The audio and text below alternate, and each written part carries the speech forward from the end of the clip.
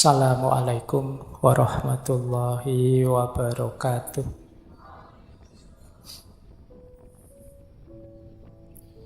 Nah, malam hari ini kita belajar menjernihkan pikiran. Tentu saja berarti agak dekat dengan gaya timur. Baik, kita mulai ya. Karena tadi saya bilang timur ya, kita kutip beberapa gagasan para filosof timur. Tokoh-tokoh dari timur. Nah, saya awali dari quote saja dulu sebelum nanti ke teknis membersihkan pikiran kita. Ada quotes menarik yang ini pernah juga kita kutip di beberapa sesi tentang kekuatan pikiran, yaitu dari Buddha. Beliau mengatakan bahwa hidup kita itu dibentuk oleh pikiran kita. Kita menjadi apa yang kita pikirkan. Kegembiraan itu mengikuti pikiran yang jernih, seperti bayangan yang tidak pernah pergi.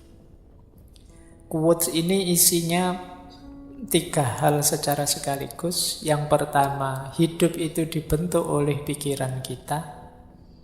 Yang kedua, kita adalah apa yang kita pikirkan. Dan yang ketiga, pikiran jernih itu menggembirakan. Sebagaimana bayangan dengan sesuatu yang dibayanginya.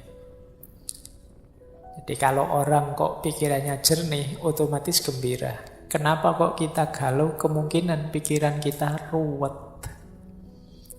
Jadi tidak karu-karuan, itu terus kita sedih. Tapi kalau pikiran kita jernih, oh yang salah ini, yang benar ini. Oh yang cocok ini, yang tidak cocok ini. Kalau tegas jelas itu kan kita senang, gembira, lega.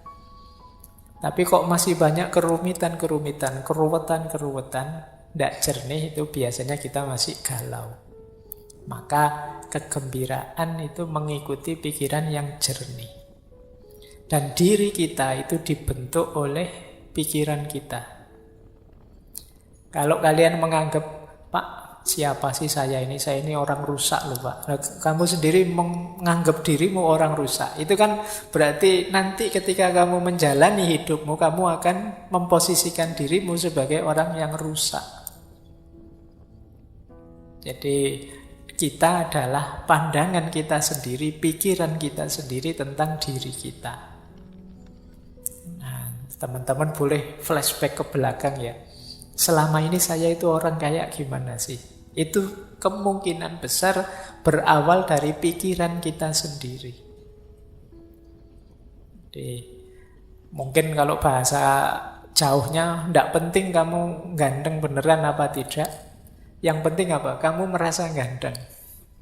Orang itu merasa ganteng saja, itu kan gayanya kayak orang paling ganteng sedunia kan sudah.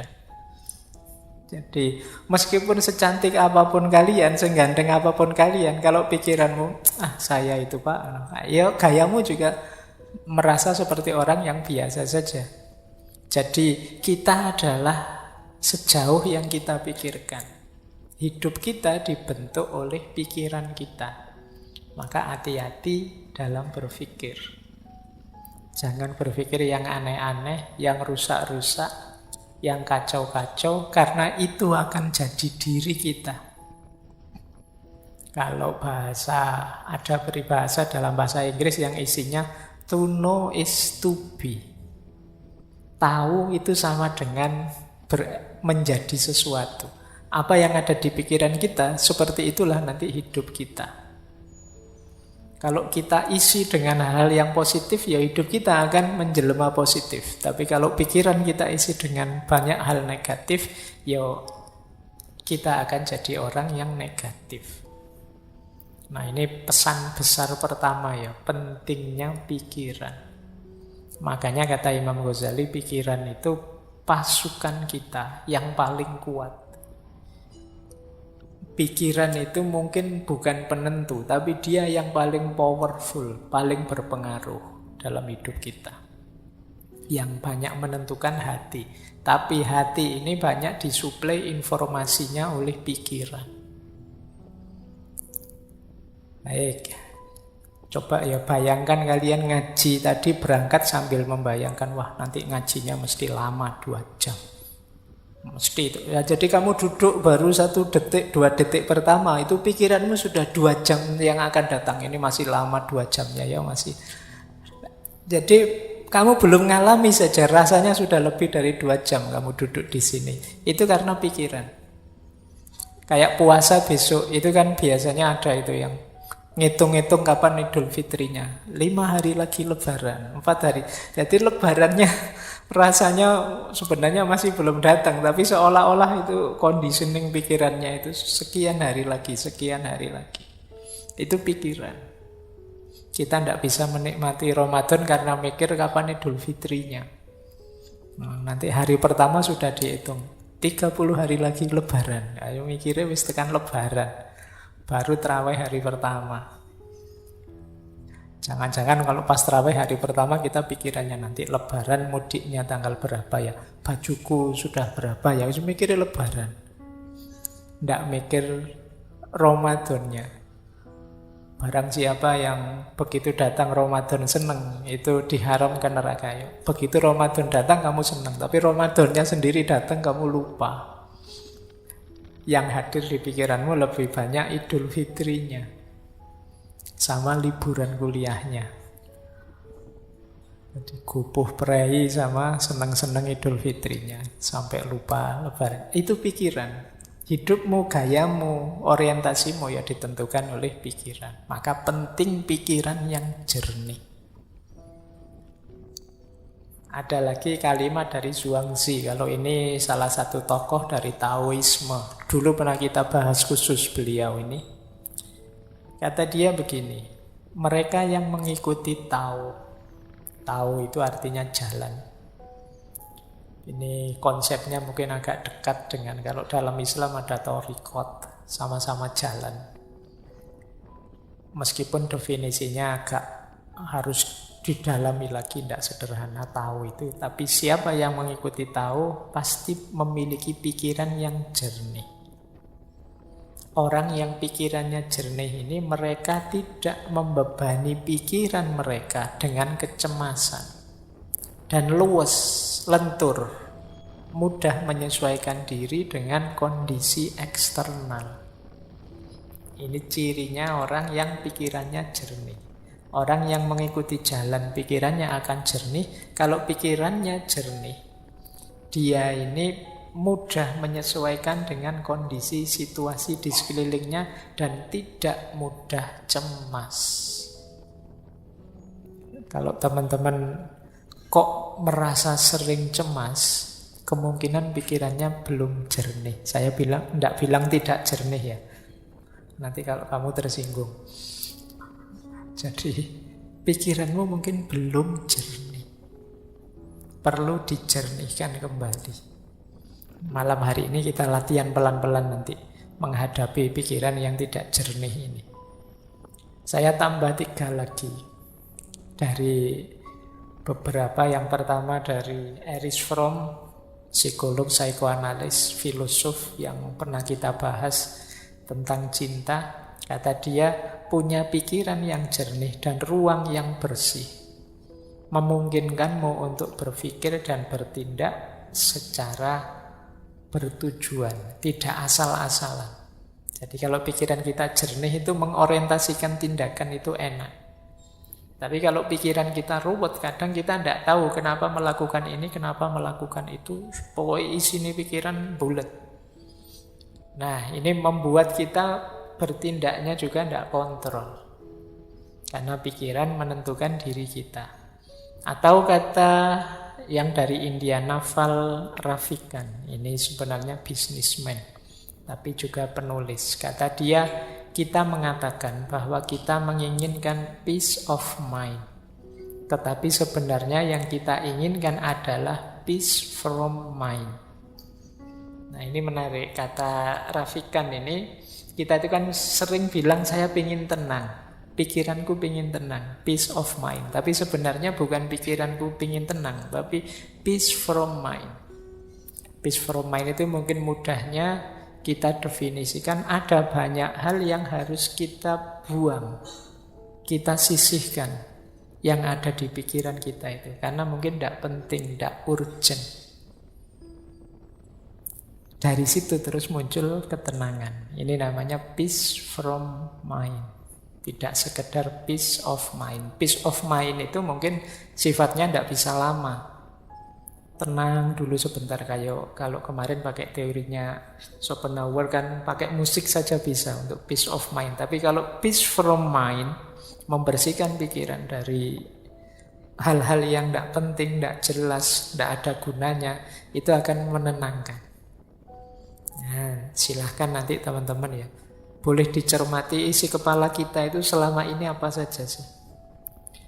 Bisa tidak teman-teman coba dibayangkan sejak tadi pagi sampai malam hari ini itu sempat mikir apa saja?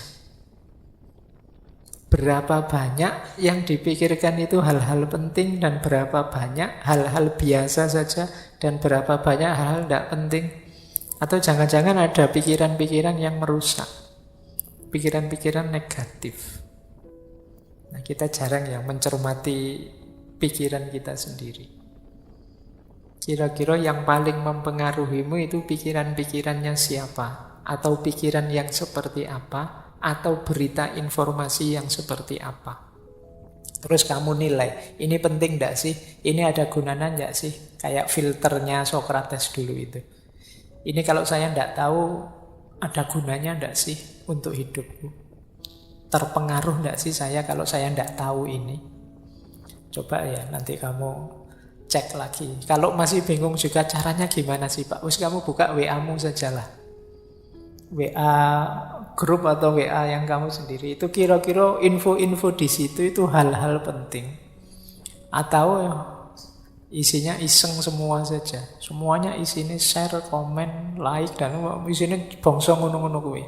Semuanya copy paste. Nah, kira-kira kalau kamu ndak ngerti itu, kira-kira ada gunanya ndak sih? Kalau misalnya dicoba ya, coba kalau ndak usah kamu baca info-info di grup-grup WA-mu itu 1-2 hari saja, terus hari ketiga kamu buka, kamu ketinggalan informasi banyak ndak sih? Ada hal penting yang terlewat ndak sih? Atau ya biasa saja itu Pak? Saya bisa langsung ngikuti di hari ketiga itu bisa ngobrol lagi, ndak ada yang ketinggalan sama sekali. Oh berarti mungkin banyak pembicaraan yang ndak penting. Nah, coba ya kamu sendiri yang ngecek sejauh mana sih aktivitasmu sehari-hari itu bermakna. Ayo, sejak pagi sampai malam hari ini sudah melakukan apa saja? Berapa persen dari yang kita lakukan itu hal penting, berapa persen hal rutin, dan berapa persen hal tidak penting. Nah, nanti akan kelihatan siapa diri kita. Baik, saya lanjutkan. Ini yang terakhir ada pandangan dari Paulo Coelho. Ini penulis.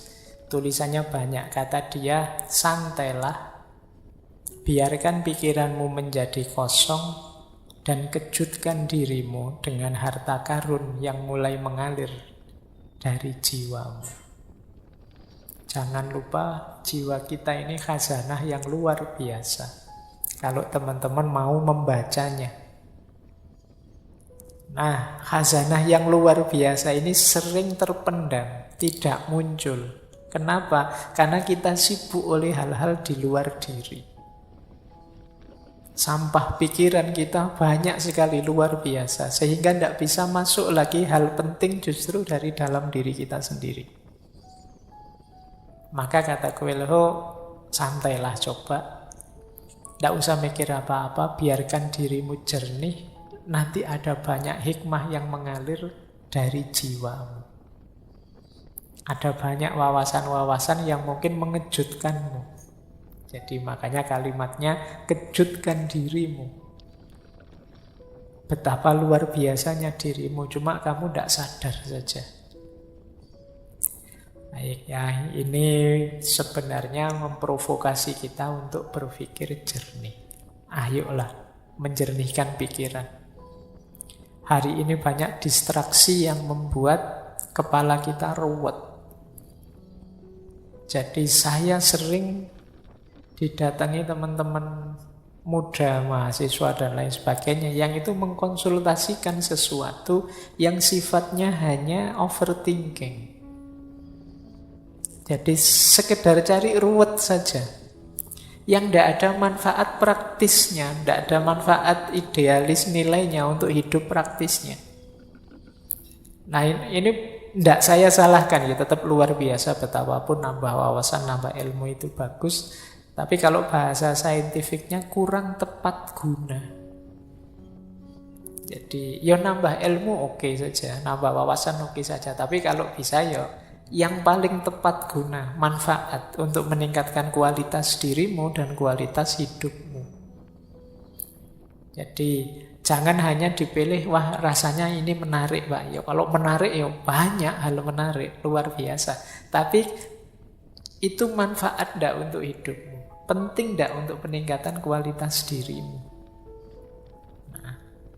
Baik, ya mumpung masih muda. Jadi kalau timbunan wawasanmu itu sesuatu yang manfaat, baik untuk dirimu dan untuk lingkunganmu, ya insya Allah nanti kalian akan jadi orang yang hidup seperti dijanjikan Allah. Semakin nambah ilmunya, semakin tinggi derajatnya.